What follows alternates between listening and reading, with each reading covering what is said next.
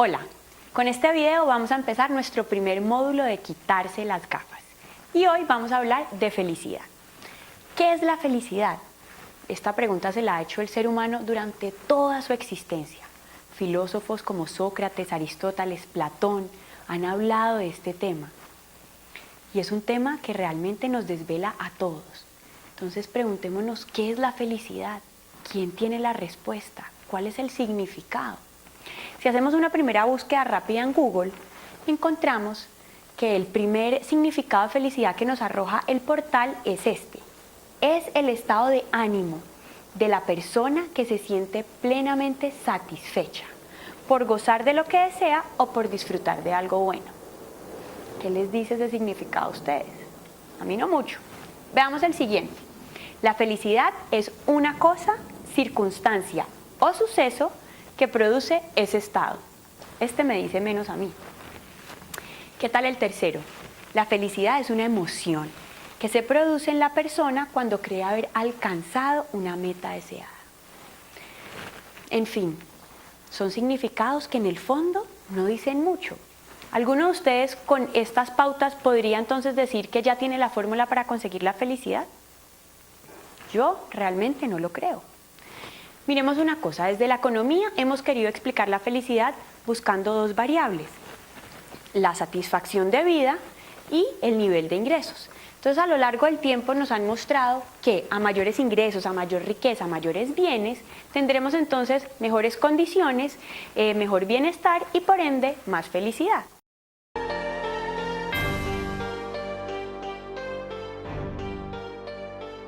Adivinen dónde cree que se encuentra el índice de felicidad de Canadá, Colombia, Costa Rica, Estados Unidos, Francia, India, Hong Kong y Noruega. Pero les voy a dar una ayudita. Les voy a dar el PIB de estos países para que ustedes ya tengan por lo menos el eje de abajo ubicado. Entonces, para que hagamos el ejercicio y sea interesante y lo puedan hacer ustedes en sus casas, les voy a pedir que tomen post-its y le hagan pausa a la pantalla para que utilizando esta gráfica peguen en su pantalla post-its donde crean que está ubicado el índice de satisfacción de cada uno de estos países. Luego procederemos y ya les mostraré el resultado y así ustedes se darán cuenta qué tan acertados o qué tan desubicados estaban de lo que creían de estos países. Entonces pónganle pausa y ya vamos a retomar.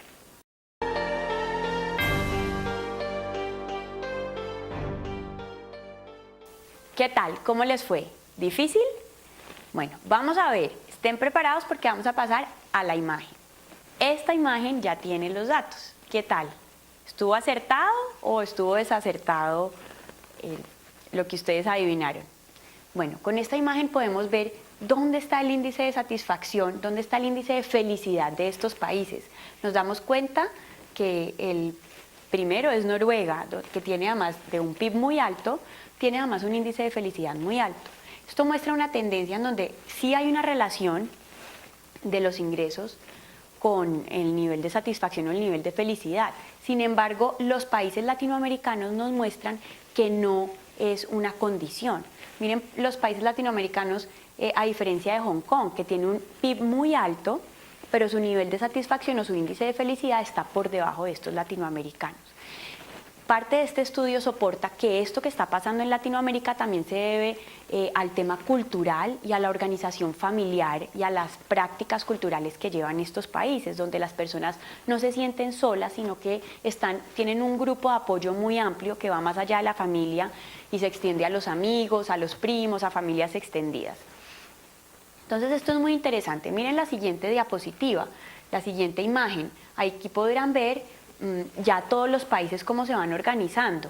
Y entonces vemos cómo esto viene a contrastar esa primera explicación que nos daban desde la economía, en donde como a mayor riqueza, bienes y renta, teníamos mayor condiciones de vida, bienestar y felicidad. Esto ya nos muestra que no necesariamente más renta y más bienes significa más felicidad. Esto es lo que conocen los economistas como la paradoja de la felicidad, porque nos demuestra que no solamente la felicidad de los países recae en el PIB que estos tienen. Y otra cosa interesante, que los países que sí tienen gran PIB y gran índice de felicidad no es constante el nivel de ingresos con como con ese nivel de felicidad. De alguna manera se empieza a estancar, el nivel de felicidad se estanca a pesar de que los bienes o el PIB siga aumentando. Miremoslo nuevamente en la gráfica. Miren cómo la línea tiende a volverse curva. De alguna manera empieza muy inclinada, pero empieza a volverse curva, porque esto nos demuestra que a pesar de tener muchas riquezas, no necesariamente nuestra felicidad va a crecer al mismo ritmo. ¿Esto a qué nos invita? A que estudiemos la felicidad más allá de las riquezas, más allá de la economía, más allá de la ciencia.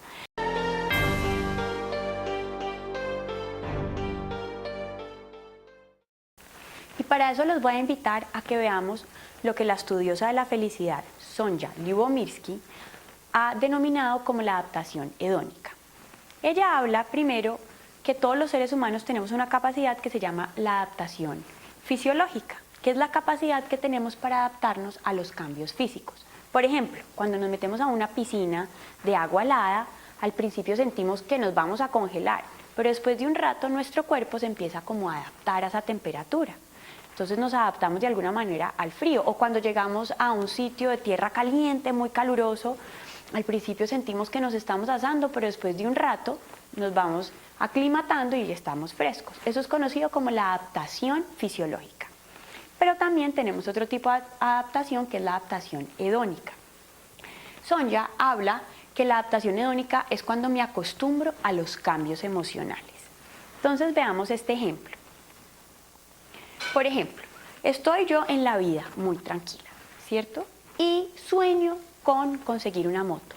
Pienso que esa moto va a traer toda mi felicidad, que esa moto es lo que me va a hacer sentir feliz, es lo que me va a mejorar la calidad de vida, porque entonces me va a ahorrar los trancones, porque voy a estar mucho más tranquila. Entonces lucho, ahorro, dejo de hacer un montón de cosas para poder comprar mi moto. Cuando por fin tengo la moto, estoy muy feliz, me lleno de felicidad, siento un éxtasis, por fin compré la moto. Empiezo a usar la moto y empiezo a tener la moto, también me empiezo a dar cuenta que tener la moto pues implica, pues sí, me ahorro los trancones, pero si llueve me mojo, soy más vulnerable a los huecos. Entonces empiezo a darme cuenta que la moto pues también tiene sus cosas. Igual ya me acostumbré y esa felicidad que tuve apenas me llegó la moto pues empieza como a disminuir. Es decir, me acostumbro a tener moto. Y quiere decir que vuelvo a mi estado anímico normal, a un lugar donde estaba antes. Esto ocurre con las cosas buenas que nos pasan, con esos momentos felices. La buena noticia es que también pasa con los momentos dolorosos. Por ejemplo, yo tengo a mi novio, creo que es la persona de mi vida, estoy más enamorada que nunca, me siento feliz y de repente terminamos. En ese momento siento que me muero, siento una tristeza enorme, siento una gran desilusión, pero al cabo del tiempo vuelvo y me acostumbro, la tristeza empieza a pasar. De alguna manera esto nos pasa con las pérdidas, cuando perdemos seres queridos. Esos momentos de tristeza grandes también de alguna manera pasan y volvemos a acomodarnos, es decir, nos adaptamos tanto a los momentos muy felices como nos adaptamos a los momentos muy tristes. Esto es lo que se conoce como la adaptación hedónica, lo que quiere decir que creemos que esa felicidad la vamos a conseguir cuando tengamos esto, cuando logremos este objetivo, cuando podamos alcanzar ciertas cosas, cuando tengamos ciertos bienes o cuando yo no pierda a tal persona. Y nos damos cuenta que simplemente nos adaptamos. Esto nos demuestra que la felicidad no reside ni recae en los bienes, ni en las cosas, ni siquiera en las personas, porque cuando las perdemos, la felicidad no se va con esa persona, yo vuelvo y me adapto. Y entonces Sonja, además de este concepto, lo refuerza con algo más. Ella dice que tenemos una predisposición genética del 50% de ser más susceptibles a ser felices, es decir, de ser más susceptibles a venir a ser optimistas, positivos. Eso corresponde solo en el 50% de nosotros. Hay otro porcentaje importante que tiene que ver con las circunstancias, es decir, si yo estoy viviendo bajo una guerra o una circunstancia de pobreza extrema, pero adivinen ese porcentaje cuánto es solamente del 10%. que lo que quiere decir que nuestras circunstancias, por más adversas que sean, no son las determinantes en nuestra felicidad. En cambio, tenemos un 40% restante que depende de la actitud, lo que nos demuestra que la felicidad recae en esa actitud, en esa capacidad que tenemos nosotros de reinventarnos, en esa capacidad que tenemos nosotros de diseñar lo que queremos hacer y lo que creemos que nos hace felices a nosotros como individuos. Recuerdan que estábamos buscando entonces el significado de la felicidad para ver si encontrando los significados teníamos una mejor ruta. Les traigo otros significados nuevos, como por ejemplo este. La felicidad es cuando el amor, la paz y las cosas buenas están juntas. Lo dice Carolina, de 10 años. Cuando no hay miedo y he aprendido a nadar. Este es el significado de felicidad de Renato, que tiene 8 años. Cuando te dejan dormir en casa de un amigo. Penélope, 7 años.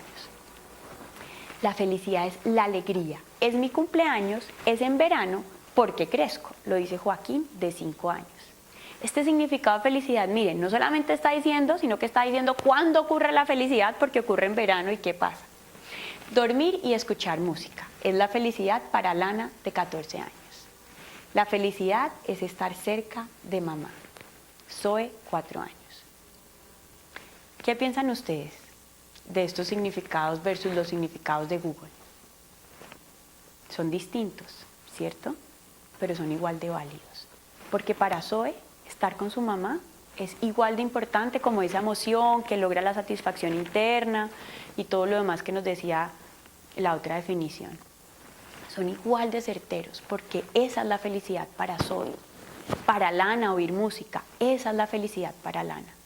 Ahí nos damos cuenta entonces que los significados cambian y que la felicidad es distinta para cada ser humano. Y nos damos cuenta que la felicidad entonces no es una meta, no es un lugar de llegada. Es algo que se construye y que está adentro. Nos damos cuenta entonces que la felicidad no recae en los bienes materiales, en todo eso que tengo que conseguir, ni depende del amor, de las personas, del enamoramiento, porque a todas esas situaciones tarde o temprano me voy a adaptar. Depende gran parte de lo que tenemos por dentro. Depende 100% de nosotros mismos, de eso que queremos.